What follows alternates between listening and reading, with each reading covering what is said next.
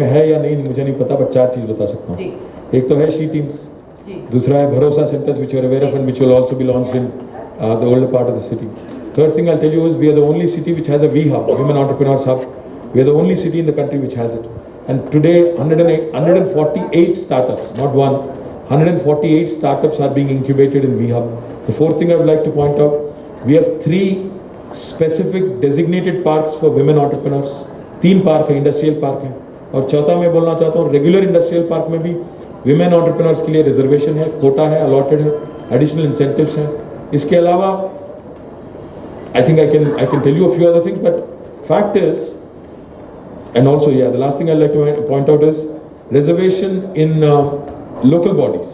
We are the first state, the first government, not the first state, I don't think so, first government to have brought in a legislation reserving 50% of the seats for women in urban local bodies and rural local bodies.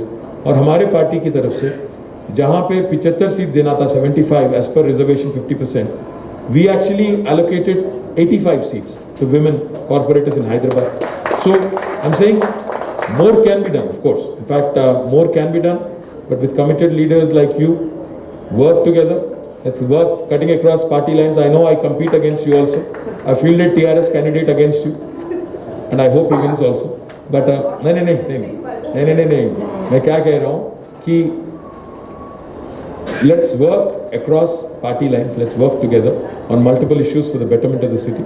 And please come and see me after the 4th, because 4th तक तो मेरा मन वही भर के है उसमें. तो 4 तारीख के बाद आप आइए. If you have any specific ideas, I'm happy to take them. Thanks for the kind words to begin with. Thank you very much. The 2 things you said, I'll start with the later part. In fact, Telangana is possibly the only state which has inculcated gender-based education in our school system. Today, we actually teach our male children to respect their female counterparts, girls and women.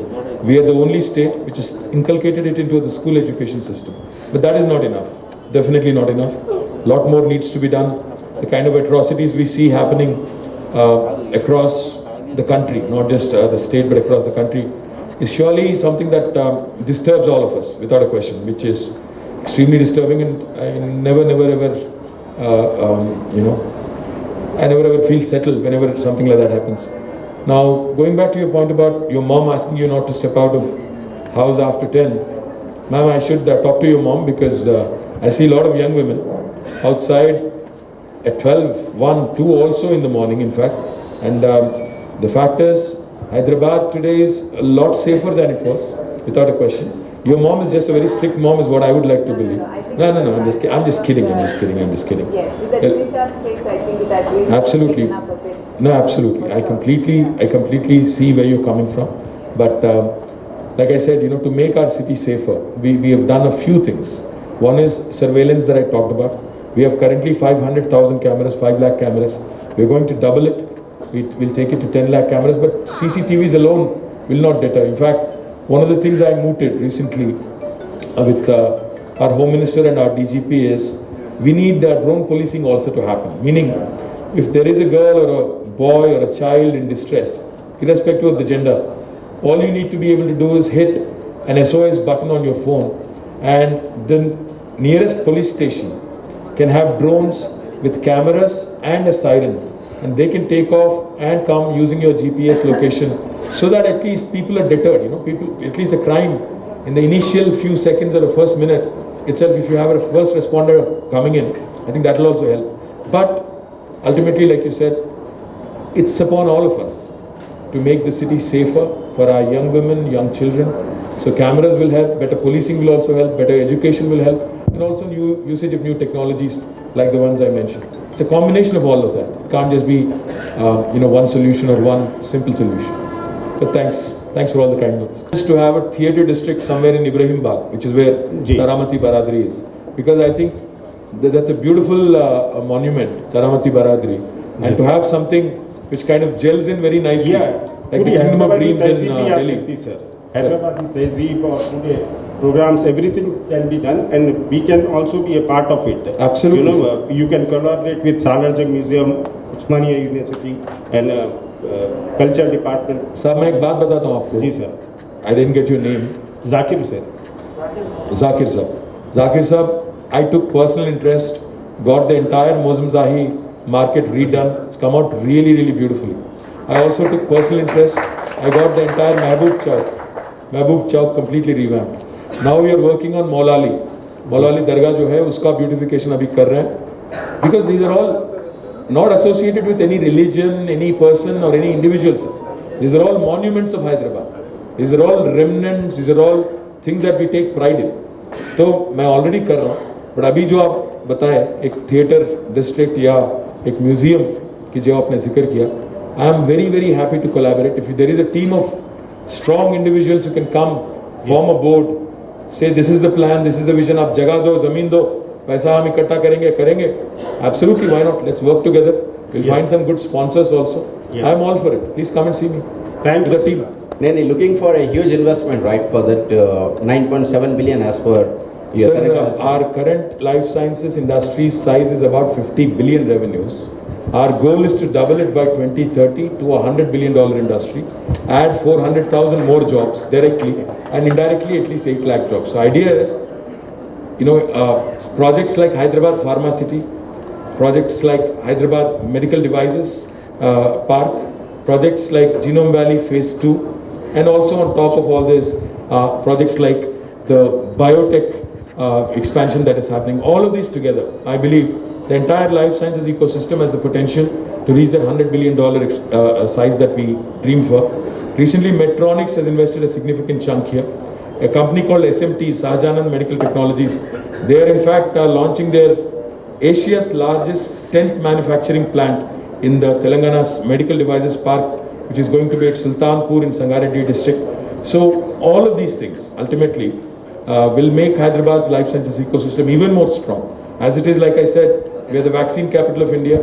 Secondly, we are also now producing nearly 35% of India's bulk drugs. We are bulk drug capital of India, in fact. Pharmaceuticals as well. When President Trump talked about hydroxychloroquine, remdesivir, a lot of that was manufactured right here. So we have that inherent strength. Our industry is very strong. We continue to support them. We continue to grow. And like you said, hopefully the next 10 years will double the size of our revenue, create more jobs, continue to remain the mainstay as far as life sciences industry is concerned. I am personally a postgraduate in biotechnology, so it's something that's very close to my heart as well. Thank you. Firstly, thank you, Likhita, for your kind words and for saying that city has grown and looks good. I also feel good about certain things about the city, but not everything. Going back to your question about growth and how Hyderabad has to continue to up its infrastructure to ensure that this growth doesn't really crumble our infrastructure. There are 3-4 things I can tell you quickly. First thing is, Hyderabad continues to grow and Telangana continues to grow at a breakneck speed, especially our urbanization. This phenomenon is something that no country or no city has been able to tackle properly. China has tried its best, but it failed. They actually put a permit system for rural people to move to a city, but unfortunately that did not succeed. Today in Hyderabad, every day we have hundreds and thousands of people migrating to Hyderabad. First thing we need to understand, Likhita, is why do people migrate? Why do people urbanize? Why do they move to an urban metropolis like Hyderabad? First, healthcare opportunities. 2, education opportunities. 3, better employment opportunities. People migrate for these 3 fundamental things. Now our government's vision, our Honorable CM's vision is, we can do 3 things as much as we can actually prioritize in such a way that each district headquarter can also be made to have a better healthcare facility, a tertiary care hospital like NIMS in each district headquarter. And then we could also have more and more engineering colleges and medical colleges in the district so that people don't have to come all the way to Hyderabad. And then subsequently also employment. If you are able to create more and more industrialization in the districts with your policy support, then you might be able to contain it to an extent. But the attraction of Hyderabad is such that it will continue to attract hundreds of thousands of people. Now, how do you then decongest Hyderabad? What you ought to be doing is 3 things. 1, urbanization is one phenomenon. Suburbanization is another phenomenon. So, for those Hyderabadis, you see a lot of people that I know are moving away from the core city, are going towards Shamshabad, going towards Rajendra Nagar, Shankarpalli, and they're building their homes there. Why? Because the suburbs of Hyderabad are shaping up rather well, and people are able to afford a larger space, so they are moving away. To promote this kind of suburbanization, what we have decided is to come out with a policy called as the integrated township policy. Now, for developers who are sitting in this room, I urge you to take a look at the integrated township policy of the government. We are offering great deal of support in the form of incentives, automatic conversions, etc., etc. If you develop a 100-acre township outside of ORR in a work, live, learn, play mode, meaning you have to have all these facets in that township, then you will be able to take away some more people from Hyderabad. The other thing you also ought to be doing is, in Hyderabad we have the entire IT sector concentrated in the western zone. So we came out with a policy called as GRID, growth in dispersion, meaning look anywhere, invest anywhere but west. East jao, south jao, north jao. So in Uppal I've already launched 5 IT parks. Kompally I'm going to inaugurate lay the foundation soon for another IT park. In the south of Hyderabad we have 2 electronics manufacturing clusters, and we already have a large Stargate IT SEZ. So we're trying to push all of these locations and trying to create more and more dispersed activity around the city. And the last point I would like to mention, Nikita, is for a city like Hyderabad, if we really have to decongest and if we really have to promote, like you said, air pollution, air quality levels also have to be brought under control. We brought in what is called as electric vehicle policy. We are encouraging not only electric vehicle manufacturing, but we are also encouraging electric vehicle adoption by the citizens. So if you buy a 4-wheeler, a car, EV, we are going to offer you substantive subsidies. If you buy a 2-wheeler or a 3-wheeler, we are offering subsidies. That should bring down some pollution, some air pollution under control. Then there is industrial pollution. There are a lot of industries inside ORR. We are trying to shift them out. But shifting a polluting industry from Hyderabad does not mean shifting the pollution. It should be about creating infrastructure readily in the new location where we are shifting, and then move the industry there. So we have to create that amenities. It's taking time, but even that will happen. The last point I'll make. I believe this country, Mahatma Gandhi very famously said, India lives in its villages.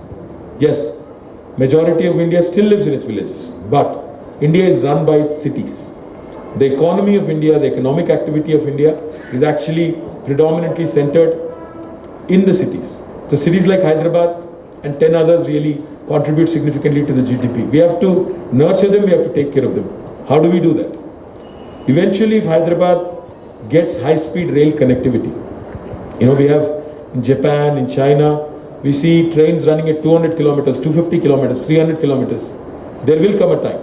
It might not be tomorrow or day after, it might be 5 years away, 10 years away. But there will come a time when you will be able to commute from Hyderabad to Adilabad in half an hour, from Hyderabad to Khammam in half an hour, Hyderabad to Vijayawada probably in 1 hour. Then what will happen is, it doesn't matter where you live and where you work.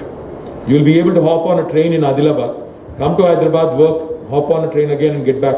So that should eventually decongest Hyderabad. So robust public transportation, electric vehicles, grid policy, integrated township policy, and ensuring that we continue to improve our infrastructure, roads, sanitation, your drainage system, your water supply.